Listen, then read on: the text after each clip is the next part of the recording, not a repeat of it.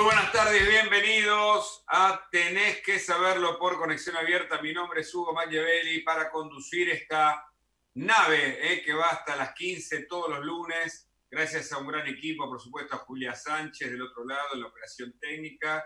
Un beso grande a Daniela Ferrín y a Adrián Di Sanzo, quienes conducen este importante y plural medio como es Conexión Abierta en la Universidad Abierta Interamericana. Y por supuesto a Moni Lutzki y a Graciela Lupoli en la producción comercial. Mi nombre, decía, es Hugo Machiavelli.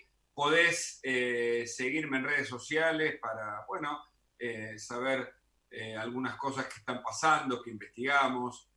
A eso también me dedico dentro del periodismo y de la comunicación. @ Hugo Machiavelli con Twitter o Hugo Machiavelli en Instagram y lo mismo en Facebook, para que de ese modo podamos estar más conectados, más integrados y por supuesto siempre contentos de acercarnos desde este espacio, desde esta plataforma, en esta radio que se escucha y que se ve. 14 grados en este día fantástico, 27 de julio, se va julio, viene agosto. Bueno, las 4 últimas semanas serán las que tendremos que enfrentar, 4, 5, tal vez 6 semanas si querés, de frío y de, por supuesto, días aciagos, luego de estos 4 meses interminables de cuarentena y, por supuesto, de este golpe que asestó la pandemia al mundo entero, un golpe mortal en algunos casos, que nos afectó claramente y que dejó, bueno, muchísimas víctimas fatales de una pandemia que no cesa. Pero quiero arrancar con un comentario editorial, como me gusta hacer, para también entender por dónde vamos en estos días. Y hoy vamos a tener una entrevista, como siempre nos gusta. La semana pasada fue al doctor Marcelo López Mesa, ustedes recuerdan, ¿no? Un flamante miembro de la Academia Nacional de Ciencias de Buenos Aires, miembro de la Academia Nacional de Derecho. Con él intercambiamos y hablamos de las leyes, de la libertad de expresión, de cuestiones que hacen al fondo de lo que hoy se está debatiendo, porque ustedes saben que en el gobierno se envía esta semana el proyecto de reforma de la justicia. Sobre eso vamos a hablar a continuación. Y hoy vamos a hablar con un economista que escribió un libro cuyo título es muy sugerente y seguramente tendremos un lindo intercambio. Se llama Matías Pérez Mangui. Escribió un libro, Antiperonismo es tu culpa, así se llama el título, y con él vamos a charlar en un ratito nada más, luego de este comentario, que bueno, alude a estos pasados ya 4 meses de cuarentena con un gobierno que no tiene descanso. Recordemos, Mario Ishi, uno de los aliados de este gobierno y varones del conurbano, tal vez el que mejor representa esa categoría de líderes del conurbano bonaerense, algunos lo tildan de feudo. En cualquier caso, es esa característica de los dirigentes políticos que se aferran al poder y que no quieren soltar la manija, y que ahora acaba de ser imputado por esos dichos en donde fue registrado por alguien que lo graba con un celular diciendo: los tengo que cubrir cuando están vendiendo falopa en las ambulancias. Bueno, la frase de Ishi coronó claramente una semana negra, con jubilados que se defendieron a los tiros del ataque de delincuentes, muchos de los cuales tienen antecedentes penales, algunos que fueron liberados durante la cuarentena, en días en donde se sabe que ha crecido la inseguridad. Ayer se supo que 40 personas murieron como consecuencia de la inseguridad en lo que va del año. El 40% de esos hechos son delitos contra la propiedad, pero también aumentaron los casos de femicidios, 75 en los últimos 100 días. Ese es el escenario en donde Ishi habla de cubrir, no sé cómo lo explicará a nivel judicial, reitero, acaba de ser imputado en una fiscalía de delitos complejos de San Martín por sus dichos sobre vender falopa.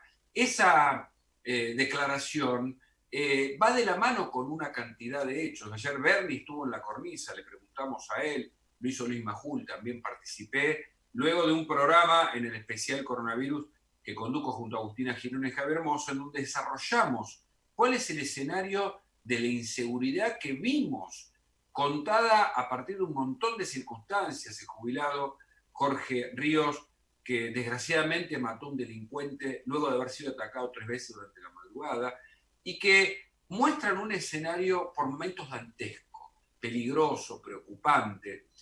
Para completar la escena, en la semana detuvieron en la Argentina a integrantes de la mafia calabresa, de la 'Ndrangheta, la más peligrosa de las mafias en Italia y una de las más peligrosas del mundo. Estaban investigados en la Argentina acusados de lavar dinero. Y también días atrás, en Paraguay, decomisaron 425 kilos de cocaína de máxima pureza, lo que representan, puesto en Europa, unos 10 millones de dólares, que estaban preparadas ya en un avión rumbo a la Argentina. La cocaína, decomisada en Paraguay, proviene, de acuerdo a la investigación de la Agencia Antinarcóticos de Paraguay, proviene de Bolivia.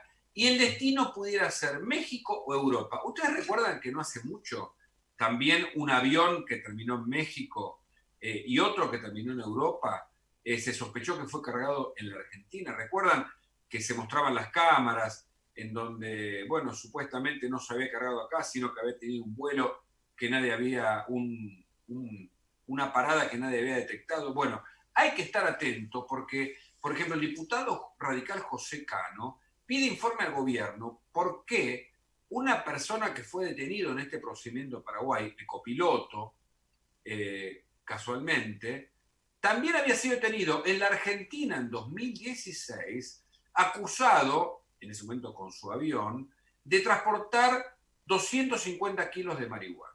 Fue detenido en la Argentina, en Santiago del Estero, fue procesado, fue condenado en 2018 a una condena ratificada en la Cámara a 7 años y 9 meses de prisión. ¿Cómo puede ser que un par de años después estaba libre y formaba parte de este entramado de narcotraficantes que ahora fueron detenidos en Paraguay? ¿Cómo puede ser el rol de la justicia y del gobierno argentino si no detecta este tipo de crimen organizado que tan de cerca nos toca y en el que tal vez formamos parte? Mientras tanto, se pelean los ministros de Seguridad del conurbano bonaerense y la ministra de Seguridad de la Nación, de la provincia de Buenos Aires, Sergio Berni, y de la Nación, Sabina Frederick, se pelean mientras mandan las fuerzas federales que tienen que multiplicarse, que tienen que sumarse a la bonaerense para contener la inseguridad creciente que en el último mes de junio se sabe que aumentó. Se multiplicaron los hechos, decíamos, por inseguridad, crímenes y muertos en esos delitos. Ahora, ese es el escenario. Cuando la Argentina, con esta cuarentena de más de 4 meses, además tiene un golpe casi de knockout, en medio de una economía sin plan, de acuerdo a lo que dijo el presidente Alberto Fernández, al borde del default y con empresas y comercios en cierre.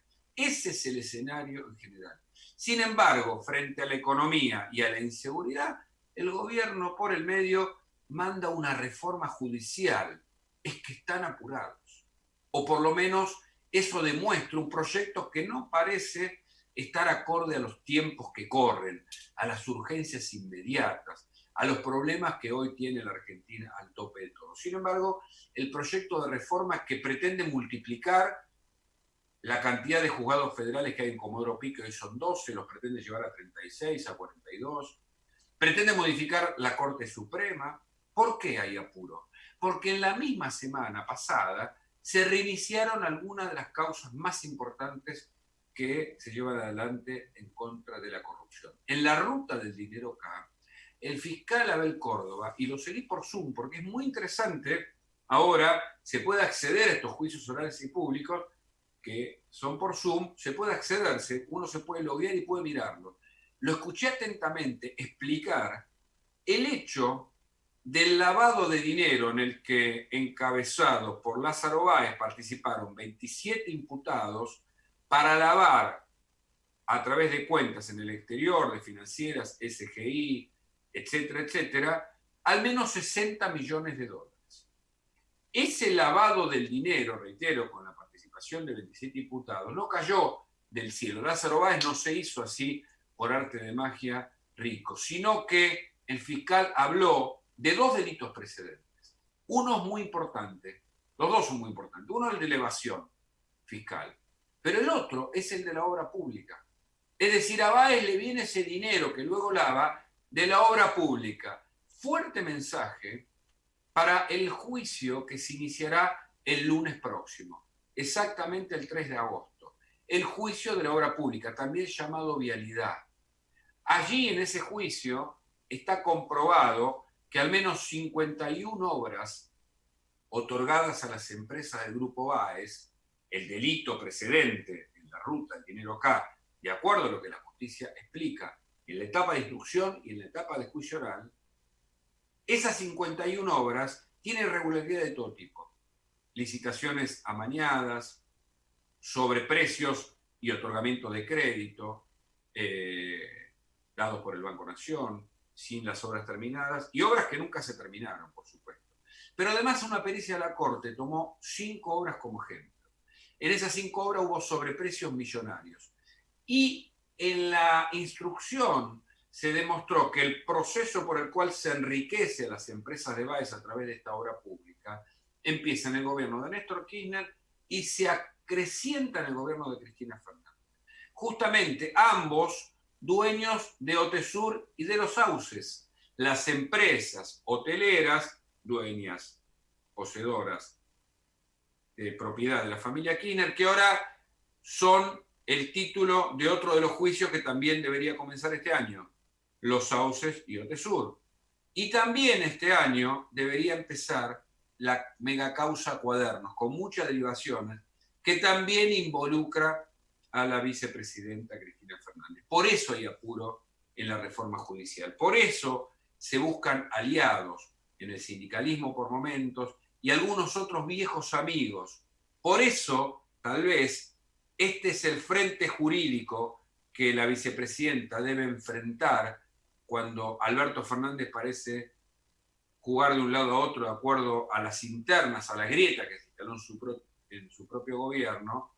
Digo que el frente jurídico que enfrenta la presidenta en pleno mandato, algo que no tiene precedentes en la Argentina, en pleno mandato, necesite sumar aliados con un proyecto de moratoria que parece a medida de Oil Combustibles.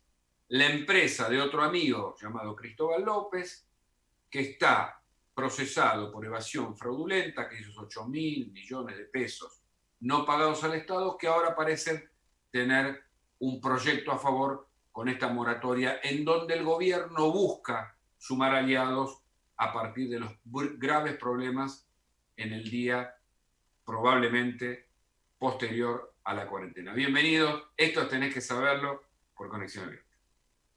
Dale con el look, pero no termines como Culture Club.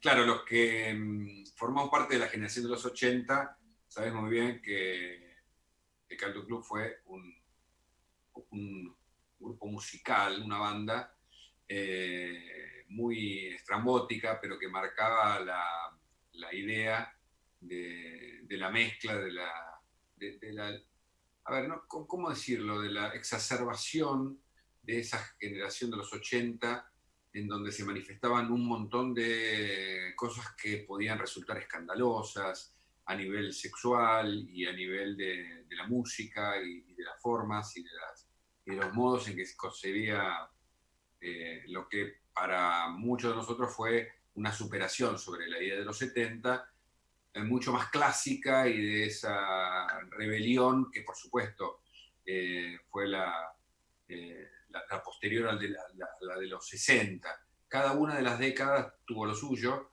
La de los 80 sin duda, para mí, que incluso revivo cada tanto y se lo ve en muchos de los videos que las nuevas bandas toman en cuenta en la estética de esa cultura lisérgica, digo yo, habla de un universo en donde además también otro tipo de cuestiones, las sustancias peligrosas, las drogas más fuertes, también tienen su impacto, que derivan incluso de situaciones como el nacimiento del SIDA, ¿no? El HIV, que arranca en la generación fuerte de los 80.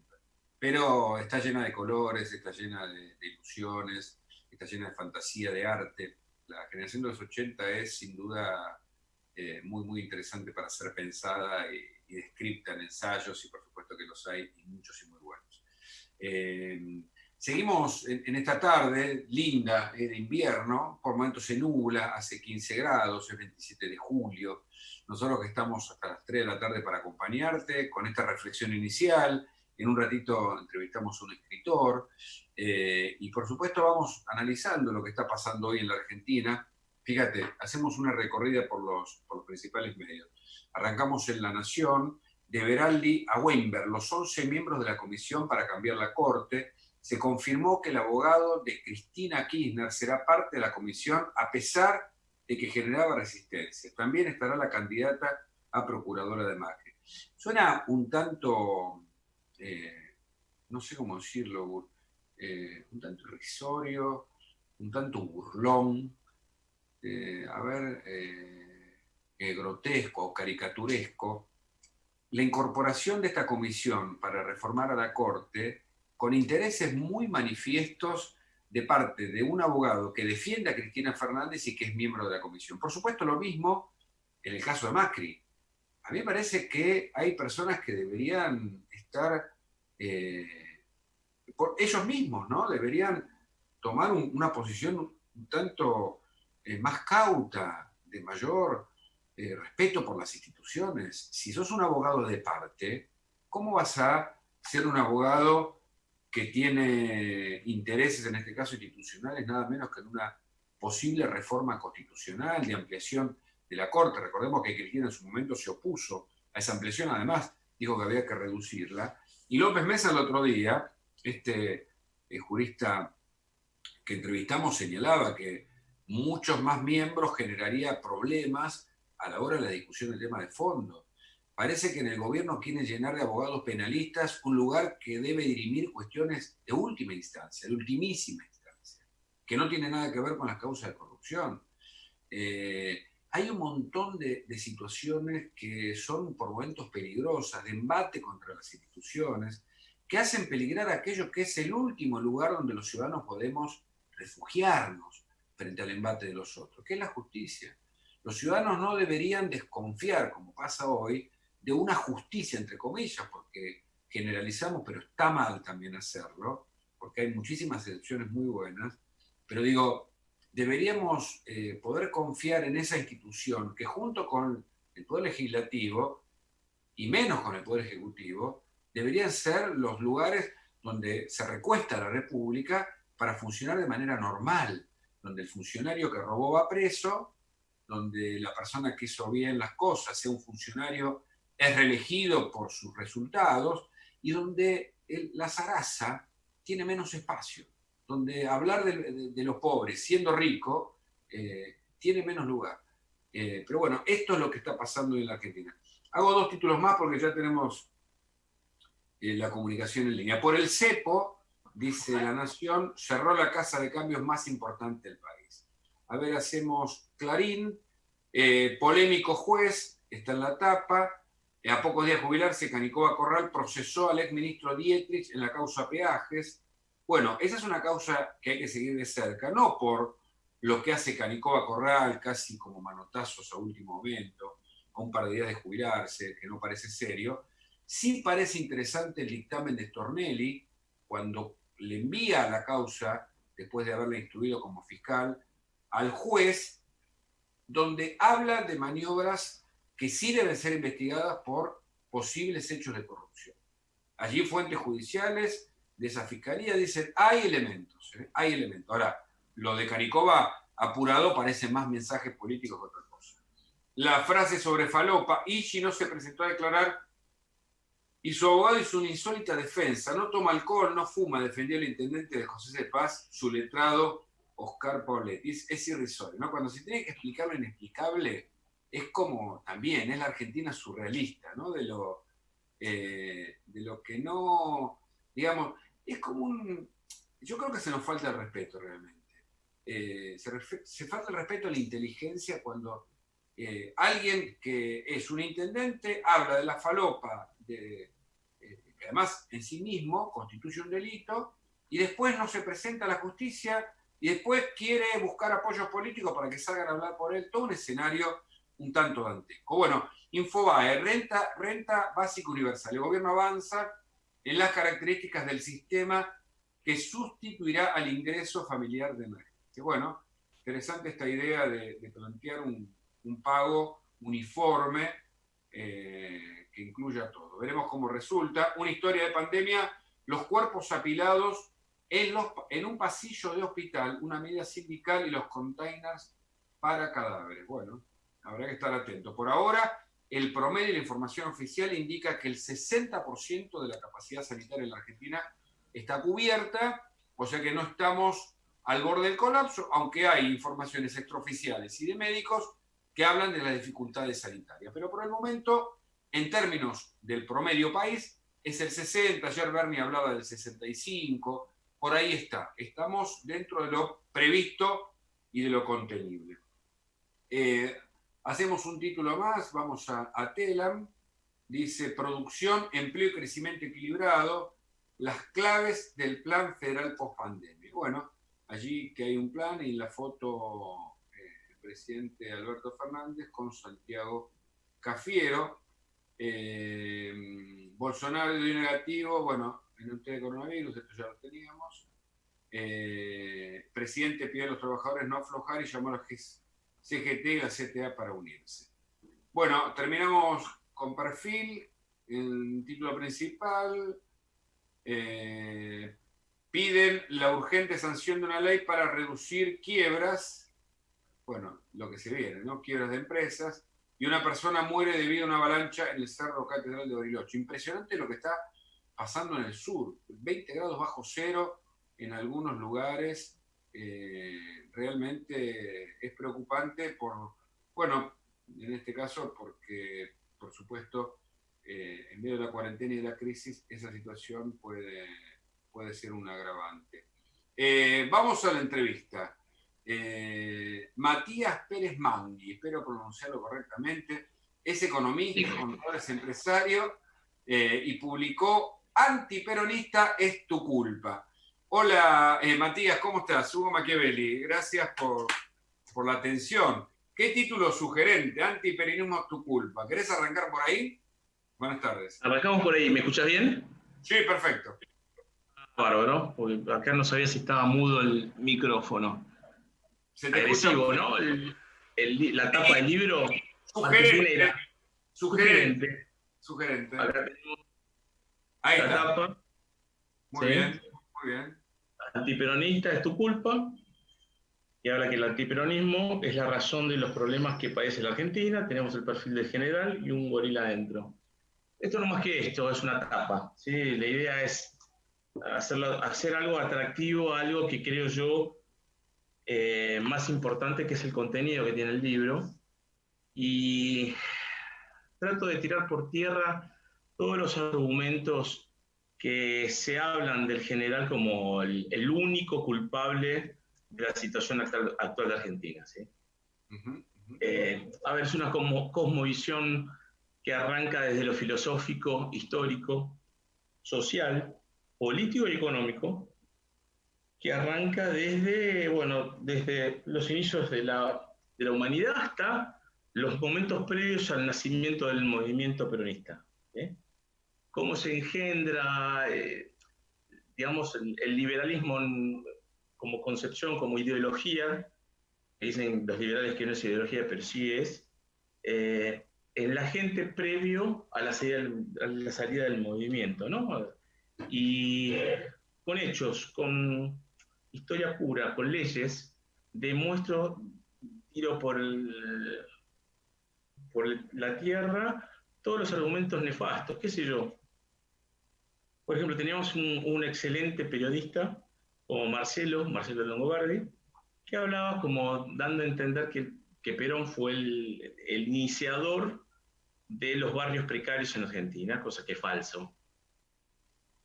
A ver, no se lo analiza a Perón en el momento histórico, en el contexto histórico, en el momento en que se vivía a nivel económico el mundo, ¿sí?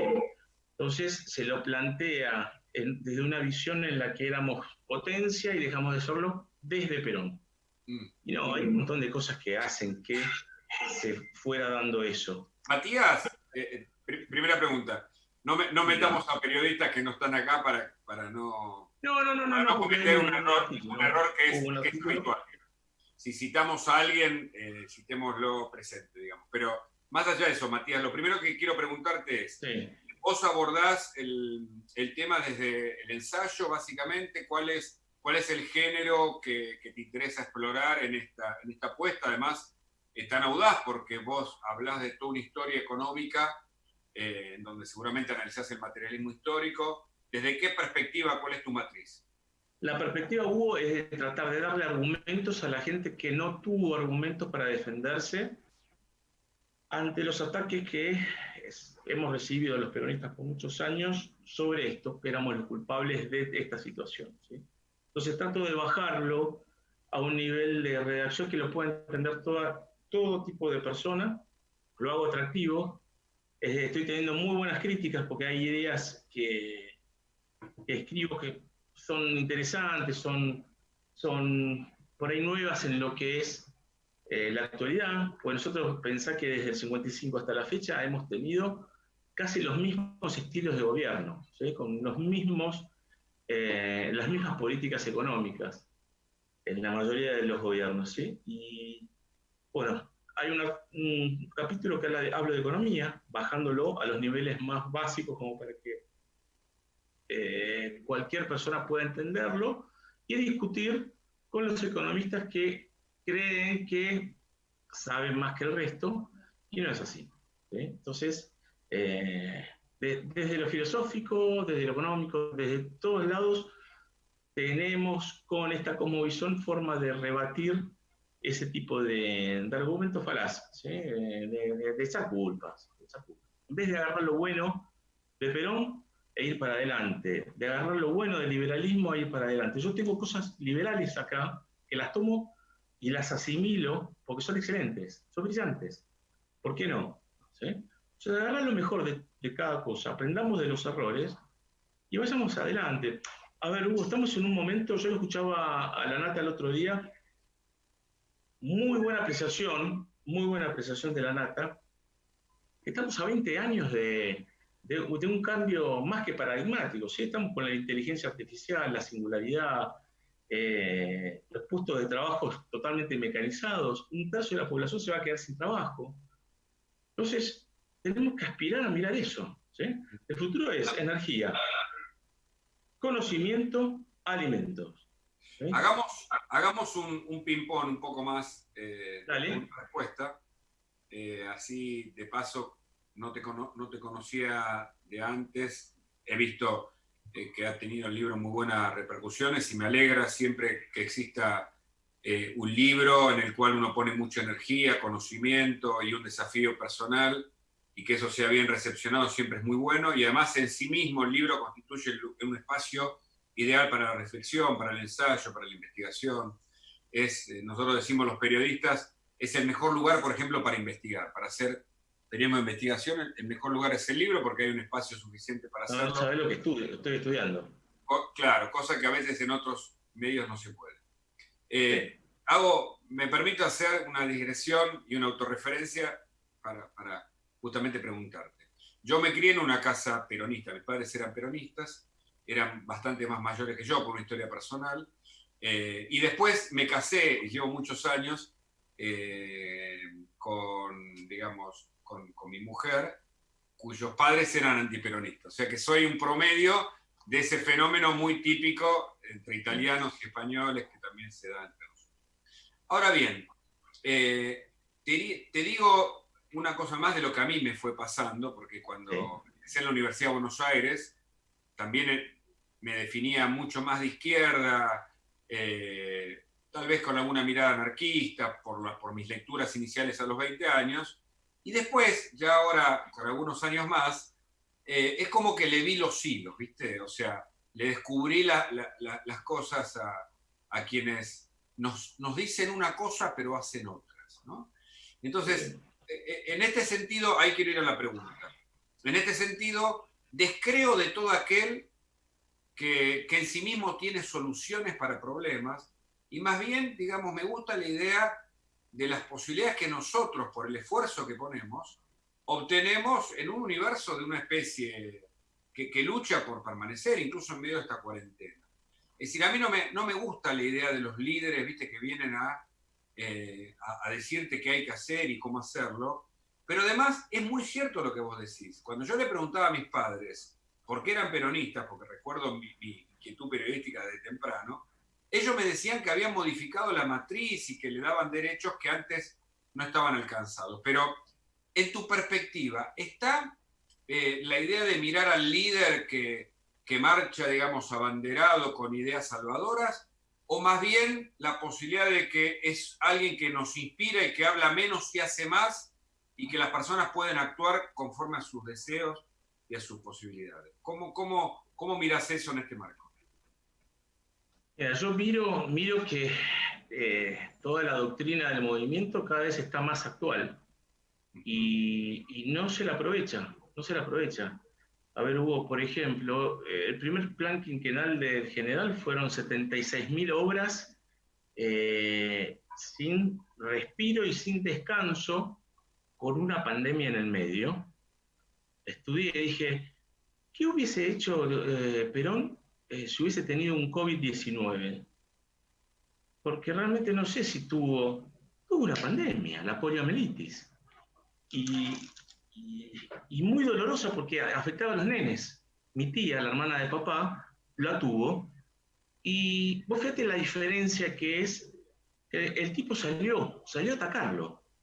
3 hospitales, desarrolló aún más la facultad de kinesiología, mientras en Europa y en Estados Unidos, saliendo de la Segunda Guerra Mundial, digo que los tenían de lado y se morían los chiquitos. ¿Sí? Acá no, acá el general privilegió la vida de los nenes, aunque quedaran mal, pero digamos, le dio vida. ¿Sí? Y salió a agredir esa pandemia. Con respecto Está muy bien. Perdóname. El equipo. Sí, para que quiero acotar sobre eso porque me parece interesante. Claramente, y acá tengo el Hospital Posadas y tantos otros, y muchas obras que de ese plan quinquenal o keynesiano se aplicaron, demuestran esto que yo te digo, que demuestran las obras de un dirigente, más que su verba, ¿no? Es decir, después uno puede estar más o menos de acuerdo con sus dichos, pero me parece que uno de los grandes problemas que tuvimos luego, que es casi un problema de mediados del siglo XX hasta nuestros días, es que en general los dirigentes políticos se preocupan mucho más por hablar, por hacer acuerdos y por enriquecerse, que por la acción para la cual son elegidos, a diferencia de los próceres que llegaban a la función pública y se iban más pobres. Los dirigentes, cualquiera que quiera de todo el arco político, llegan pobres y se van ricos. Y el pueblo termina cada vez más pobre, pero la riqueza la ostentan ellos mientras hablan. Esa contradicción es a la que yo me refería. Sí, totalmente de acuerdo, es así. Después del 56 se dio eso, vos ves a los políticos que van a enriquecerse.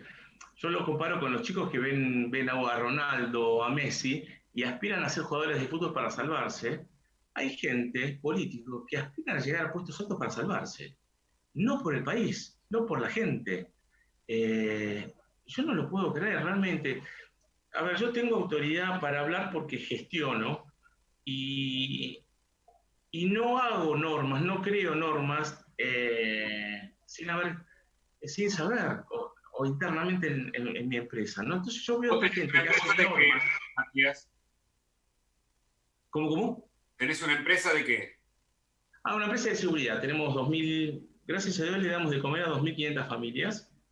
Y duro, ¿eh? Duro, con esto de la pandemia y la cuarentena fue muy duro. Gracias que los clientes me han apoyado muchísimo. Tengo grandes corporaciones que me han permitido, si bien hubo una gran baja del volumen horario, pude sostenerlo. Durísimo, durísimo, porque los humores, la gente está muy mal, está muy deprimida, está triste, encerrada, y, y cada vez se palpa más eso. Entonces es como que hay que ser fuerte y estar templado para poder bancarse la crítica permanente de un lado, de otro. Eh, Así que eso me da la capacidad de decir, pucha, tengo ganas de ayudar al país, ¿sí? No necesito vivir de la política, no necesito... y no lo veo en los políticos, tal cual dijiste vos. ¿Sí? Entonces, no se les cae una idea, ¿Y Hugo. qué No se nos les cae pasó? una ¿Qué nos idea. pasó entonces? ¿Qué nos pasó? Porque está bien el dilema que nos divide desde federales y unitarios hasta peronismo, antiperonismo como uno de los problemas de fondo. Pero digo, ¿qué nos pasó que nuestros dirigentes, en términos generales, han empeorado? ¿Es porque nuestra sociedad ha empeorado, nuestras condiciones y el aumento de la pobreza constante no permite elevar aquello que era la Argentina deseada? ¿Dónde estaría la cuestión, de acuerdo a tu visión, que además es interesante porque, como decís vos sí que tenés que pagar sueldos y eso exige que no recibas una erogación como hacen los políticos del Estado, que lo utilizan para sí mismos muchas veces, no digo en todos los ¿Sí? casos, sino que vos tengas que generar tu propio Sí, sí, fútbol. administrar, Exacto. tal Entonces, cual. ¿qué nos pasó? Administrar los recursos. Yo digo, es casi un siglo. ¿Qué nos fue pasando en la política, como resultado en la ciudadanía? ¿Qué ves? El análisis que yo hago es que vos fijate que desde que nació la patria hasta la aparición de Perón, éramos un país netamente primario productivo, en el que había un 60% de pobreza, un 5% adicional, muy debajo de la línea de subsistencia, y había después un 35% que vivía bien y un 25% que vivía bien y un 10% en la opulencia absoluta. ¿Y cuánto era la pobreza? Y la gente que vivía en la pobreza trabajaba en el campo día a día, pero no había capacidad de participar en ningún disenso político, no se podían formar, no había buen nivel de educación, y con Sarmiento empieza a cambiar. Y después con Perón y la inclusión, digamos, en la educación universal, es como que empezó más las ideas que traían nuestros abuelos, tatarabuelos de España, Italia y Francia, esos ideales, como vos dijiste, anarquistas, socialistas, que hacían pensar un poco. eh, con Perón se empezó a pensar mucho, se hizo mucho, y es como que no gustó, se cortó. O fíjate que se lo sacó de la historia a Perón. No hay libros para leer de Perón desde el 55, se los proscribió, pero al 110%. Entonces se perdió esa capacidad de disenso entre los políticos, y era lo que decía uno, que lo iba pasando de gobierno en gobierno, que era Fondo Monetario, Fondo Monetario, Fondo Monetario, Fondo Monetario. Y no había capacidad de decir, bueno, paremos. Si estamos con el Fondo Monetario no tenemos soberanía y dejamos de tener independencia, que es lo que hizo el general cuando desendeudó a la Argentina. ¿Sí? Entonces, ante no tener el ejercicio y no formar cuadros políticos, cada vez pasó a ser algo clientelar el ser político. ¿Sí? Pues fíjate, ahora, Hugo, ¿qué ideas nos dijeron para salir de la cuarentena? Ninguna, no la tienen. Larga el presidente el plan productivo. Yo lo estaba escuchando y terminé horrorizado. Un intendente patagónico dice, bueno, hemos tenido que volver a fase cero porque hubo 2 o 3 contagiados. Pero agradezco al señor presidente que gracias a él, después de 19 años, vamos a poder hacer lo que tanto quisimos, una cancha de fútbol, en la Patagonia. ¿Eh? Mínimo hacer un hospital. Si acabas de decir que tenés que volver a fase cero. Y si no, hace un puerto, que hay tanta pesca, hace un puerto que con esos ingresos hace la canchita de fútbol después. ¿Sí? No se les caen las ideas. El presidente habla de vaca muerta como que es algo que hay que dejar de lado y habla de la vaca viva de los alimentos. Es el momento para invertir. Con un barril en 20 dólares, cuando se prevé el año que viene a más de $150. Es el momento de invertir, de aprovechar y desarrollar la tecnología nuestra. Bueno, no veo ideas, ¿sí? Y nos quedamos en el discurso. Digamos, como peronista, que veo que sos, claramente, Sí.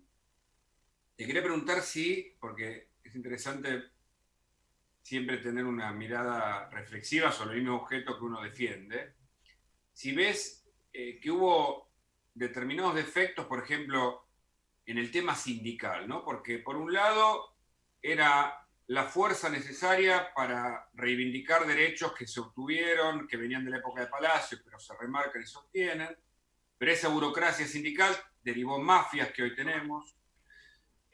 Por otro lado, esta idea de, el otro día pasaban un discurso en donde Perón señala, y eso yo lo conocí hace mucho, a una periodista que le hace una pregunta y le pide a alguien que tome nota del nombre, lo habrás visto, ¿no es cierto? Bussetti, Sí, lo que lo usaba de una fuerza parapolicial.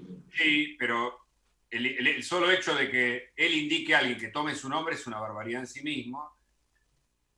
Hay que entenderlo en la historia también, pero digo, la defensa de Mussolini, cierta alianza con Hitler, ¿qué críticas ves en esa, que hay que inscribirlo en la época, ¿no? Pero en ese líder que es, como decís vos, el general, que a mí me suena mesiánico, a mí no me gusta, pero quiero escuchar. Mira, a ver, la impronta o la afinidad por el eje no fue netamente de él. Él formó parte de un grupo, del GO, que sí generó cierta afinidad con, con el eje. Perón obliga a, digamos, a formar parte de lo que eran los aliados, cosa que Farrell no quería. Perón lo decía como que sí, como para no quedar descolgados del mapa, a pesar de que lo quedamos, ¿no? Pero ¿por qué el acercamiento a Alemania O de... A Mussolini, sí. No, pero bueno, había una razón más allá de lo ideológico, Hugo.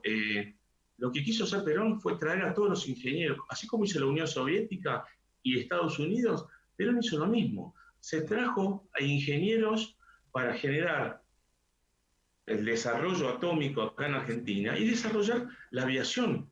¿Sí? Ese era el objeto, más allá de lo ideológico o no.